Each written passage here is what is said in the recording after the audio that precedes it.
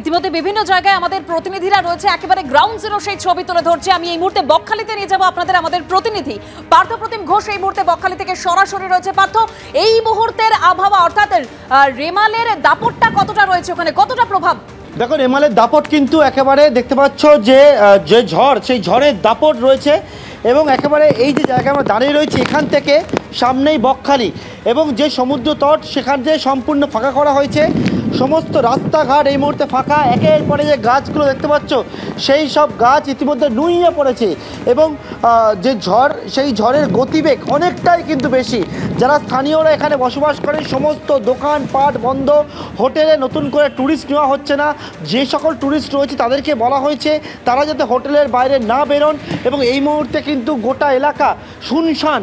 এবং বকখালি দেখতে পাচ্ছ আমার সহকর্মী দীপ্তেন্দু যে ছবি তুলে ধরছে যে ঝড়ের যে দাপট, সেই দাপট বুঝতে পারছো কী পরিস্থিতি। সমস্ত যে গাছগুলো রয়েছে গাছগুলো নুইয়ে পড়েছে এবং এটা হচ্ছে একেবারে মূল যে রাস্তা রয়েছে সেই রাস্তা আমরা দাঁড়িয়ে রয়েছি। অলি গলির ভেতরে যদি আমরা দেখতে পাই সেখানে কিন্তু বিভিন্ন যে ছোট ছোট রাস্তা রয়েছে সেখানে একের পরে গাছ ভেঙে পড়েছে এবং যেখানে গাছ ভেঙে পড়ছে সেখানে খবর পাওয়ার সঙ্গে সঙ্গে প্রশাসনের যারা আধিকারিক রয়েছেন তারা সেখানে গিয়ে সেখান থেকে কিন্তু সেই গাছ সরানোর চেষ্টা হচ্ছে, রাস্তা পরিষ্কার করছে। আমি কয়েকজন বাসিন্দা এখানে রয়েছেন তাদের সঙ্গে কথা বলবো। এই ঝড়ের মধ্যে তারা রাস্তায় কোনো রকমে নিজেদের যে দরকারি জিনিসপত্র সেই সব তুলে নিয়ে যাচ্ছেন।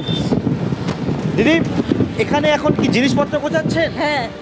আপনার কি দোকান? না, বাড়ি।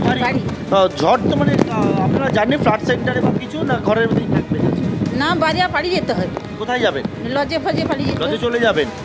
লজে চলে যাবে বলছেন, বাড়ির বিভিন্ন জিনিসপত্র সেই সব কিছু সরাচ্ছেন। অর্থাৎ যে ছবি বুঝতে পারছো যে ঘূর্ণিঝড় রেমাল রাত্রেবেলা আছড়ে পড়বে, কিন্তু রাত্রে আছড়ে পড়ার আগে একেবারে এখন ঘড়ির কাঁটায় সন্ধ্যে 6টা, তার দাপট দেখলেই বুঝতে পারছো যে কী পরিস্থিতি হতে চলেছে। সেইটা নিয়ে কিন্তু আশঙ্কার মেঘ গুনছেন এবং প্রশাসনের তরফ থেকে ইতিমধ্যে বিভিন্ন জায়গার কি ছবি দেখতে পাচ্ছি। বকখালিতে ল্যান্ডফলের আগের কি পরিস্থিতি দেখলাম আমরা। আরো প্রতিনিধিরা বিভিন্ন জায়গা থেকে রয়েছেন, আমার অপর সহকর্মী পাপিয়া কথা বলবে তাদের সঙ্গে। পাপিয়া, একেবারে আমরা যা দেখতে পেলাম এখন সন্ধ্যে 6:07, এখনই ঝড়ের এত দাপট, দাঁড়াতে পাচ্ছেন না আমাদের প্রতিনিধিরা রাস্তায়, গাছ পর্যন্ত গাছগুলো শুয়ে পড়েছে।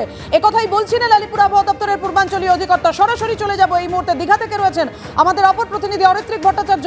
অরিত্রিক, তুমি তো ছাতা নিয়ে ঠিকঠাক দাঁড়াতেই পারছিলেন না, এখন কি ছবি দেখতে পাচ্ছ আমাদেরকে দেখাও, দর্শকদের দেখাও। দেখো, মূল বিষয়টি যেটা এই মুহূর্তে পরিলক্ষিত হচ্ছে সেটা হচ্ছে হাওয়ার দাপট। ঝড় আসার আগে থেকেই প্রবল হাওয়ার দাপট এই মুহূর্তে দীঘায় শুরু হয়ে গিয়েছে। তুমি একেবারে সঠিক বলছো, এখানে ছাতা ধরে রাখা মুশকিল হচ্ছে, কিন্তু তার মধ্যে যে চেহারাটা দেখা যাচ্ছে সন্ধে যত গড়াচ্ছে ততই আস্তে আস্তে এই হাওয়ার দাপট বাড়ছে।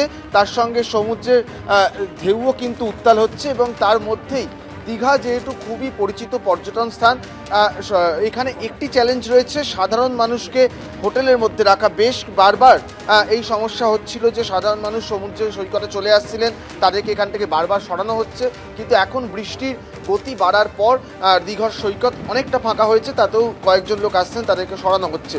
সার্বিকভাবে যে পরিস্থিতি দেখা যাচ্ছে এই মুহূর্তে দীঘার বেশিরভাগ জায়গাতেই প্রচণ্ড হাওয়ার দাপট এবং তার সঙ্গে সমুদ্র উত্তাল।